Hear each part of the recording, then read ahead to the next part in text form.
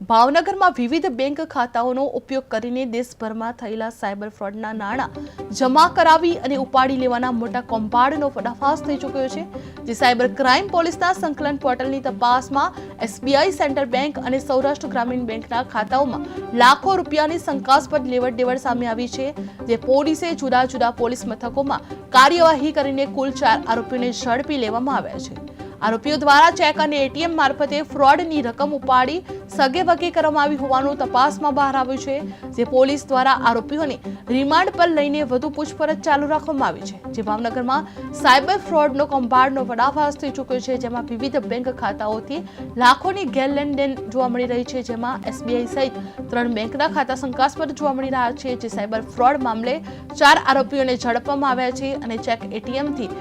ફ્રોડના રૂપિયા ઉપાડવાનું જાણવામાં આવી રહ્યું છે।